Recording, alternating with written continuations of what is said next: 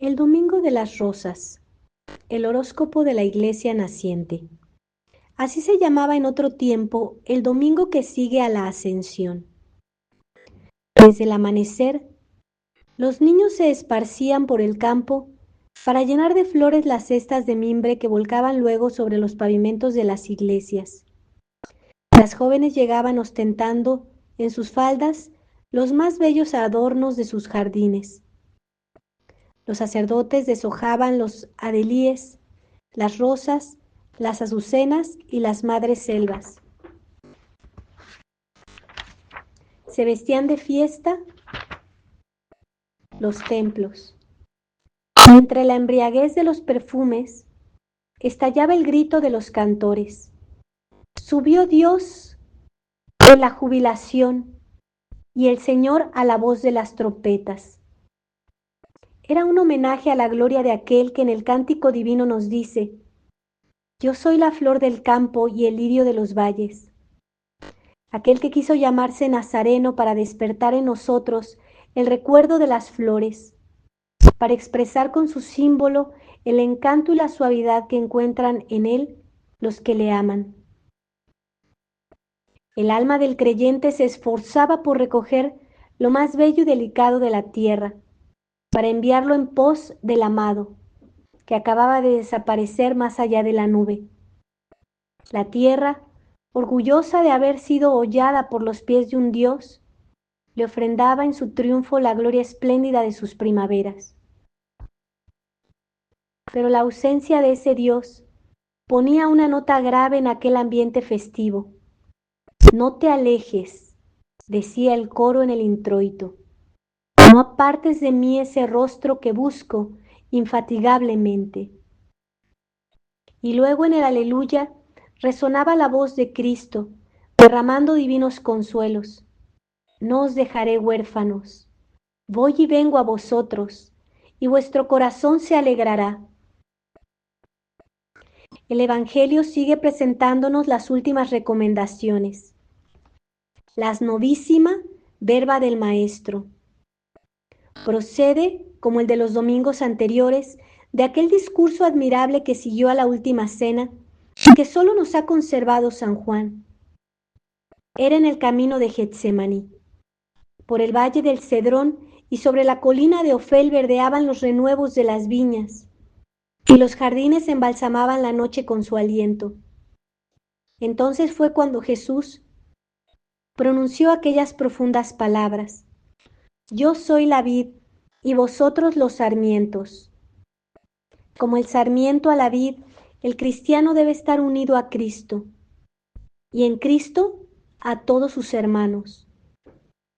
Era una nueva lección de amor, una exhortación apremiante a la santa unidad, que debió causar a los 12 no pequeña sorpresa. Hablaba de un amor fraternal, universal, integral, precisamente cuando todas las fuerzas del odio se preparaban a dar el último asalto a su vida. ¿De qué le había servido aquel ir y venir por las montañas y los desiertos predicando la paz y el amor, sembrando la salud y la alegría?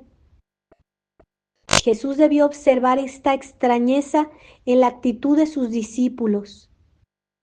Pero lejos de retractar su precepto de amor, el mandato nuevo del Nuevo Testamento le confirma y le extiende aún a los que odian, a los mundanos, a los que son instrumento de Satanás.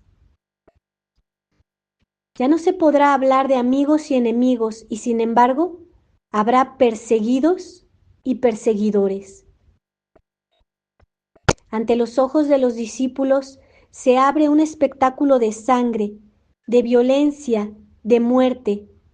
Os arrojarán de las sinagogas, y es llegado el momento en que os arrastrarán a la muerte creyendo que hacen un servicio a Dios. Estas palabras encierran el horóscopo de la Iglesia naciente. Os las digo ahora, añade Cristo, para que cuando venga la hora os acordéis de ellas. Y la hora no tardará en venir. Primero la persecución del Sanedrín, Después, la lucha gigantesca entre los sucesores de Pedro y los sucesores de César. Más tarde, las violencias heréticas, el contacto con las bestias rubias del norte, las investiduras, el apostolado entre pueblos bárbaros, las intrigas de la ambición, la diabólica conjura de la masonería, los sofismas de la razón extraviada, los cataclismos de las revoluciones, las venganzas de la apostasía y los enconos de la envidia, hasta hoy. La voz de Cristo, aquella profecía que encerraba las 3/4 partes de la historia de los últimos 20 siglos, sigue llena de sentido, lo mismo que en tiempo de Caifás. Probablemente si Caifás la hubiera oído, no habría podido contener la carcajada. ¿Qué poder había de tener aquel hijo del carpintero para sobrevivir a la vergüenza del patíbulo? Algún tiempo antes, sí, las gentes iban detrás de él, le escuchaban, le aclamaban, pero ahora todos le habían abandonado. El más alto tribunal de la nación le iba a condenar, y hasta los más íntimos vacilaban. ¿Quién era él para tener la pretensión de que su nombre, su doctrina y sus discípulos despertasen el odio del mundo hasta el fin de los siglos?